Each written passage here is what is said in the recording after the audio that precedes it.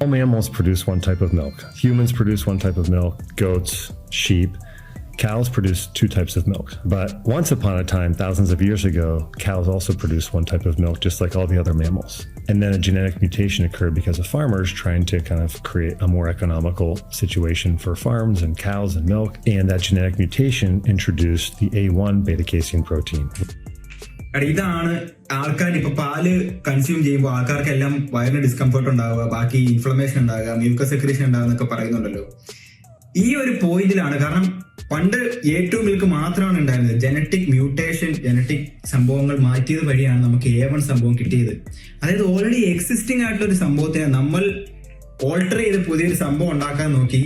ആ ഒരു രീതിയിലേക്ക് സംഭവം വന്നു. A1 പ്രോട്ടീൻ മിൽക്ക് ഉണ്ടാകുന്നു, A1 പ്രോട്ടീൻ ഉള്ള മിൽക്ക് ഉണ്ടാകുന്നു എന്ന് പറയുന്നതിലൂടെയാണ് നമ്മുടെ നാട്ടില് പാലിൽ നിന്നുണ്ടാകുന്ന ഇൻഫ്ലമേഷന് ബാക്കി പരിപാടികളൊക്കെ വന്നതെന്നാണ് എന്റെ ഒരു നിഗമനം. അങ്ങനെയാണ് പാല് നമുക്ക് കഴിക്കുമ്പോൾ അത്ര നല്ല ഒരു സംഭവം അല്ലാതെ വന്നത്.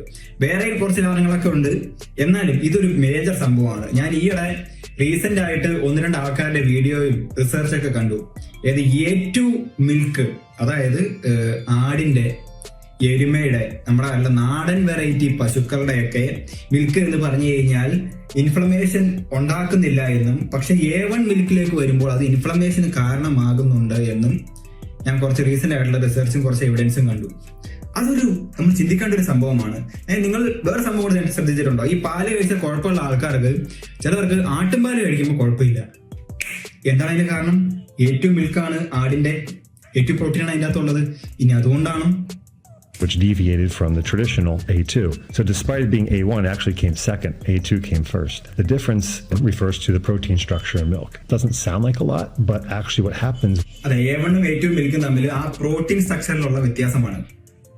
Whenever the milk is digested, kind of showcases what exactly the difference is. So whenever milk from this genetically mutated cow, A1, is digested, it creates an opioid peptide response. In other words, it's kind of like a protein fragment that gets kind of released in the stomach. Ooh. And it's that protein fragment that many think causes the GI distress, the bloating, the bowel issues, some of the inflammation.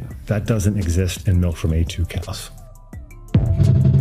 ഇപ്പൊ നാട്ടിൽ എന്ന് പറഞ്ഞു കഴിഞ്ഞാൽ നമ്മുടെ dairy farm നടക്കുന്ന ആൾക്കാർ ഒക്കെ പറഞ്ഞിട്ട് കാര്യമില്ല. പക്ഷേ ക്വാളിറ്റി എന്ന് പറഞ്ഞൊരു സംഭവം രണ്ടാമതും ക്വാണ്ടിറ്റിയാണ് ആദ്യം. അല്ലെങ്കിൽ പൈസയ്ക്ക് വേണ്ടി, മാർജിൻ ഉണ്ടാക്കാൻ വേണ്ടി ഉള്ള ഒരു പരിപാടികളാണ് കൂടുതൽ ചെയ്തുകൊണ്ടിരിക്കുന്നത്. അതായത് 5 ലിറ്റർ പാല് കൊണ്ടുപോയി ഒരു കടയിൽ കൊടുത്താലാണ് നമുക്ക് കൂടുതൽ പൈസ കിട്ടുന്നത്. പക്ഷേ ഒരു 2 ലിറ്റർ പാല് കൊണ്ടുപോയി അവിടെ കൊടുത്തിട്ട് ആ പാലിനാണ് ക്വാളിറ്റി ഉള്ളത്, അതാണ് നമുക്ക് മനുഷ്യന്റെ ആരോഗ്യത്തിന് നല്ലത് എന്ന് പറഞ്ഞു കൊടുത്തെങ്കിൽ ചിലപ്പോൾ ഒരുത്തിനും മേടിക്കത്തില്ല.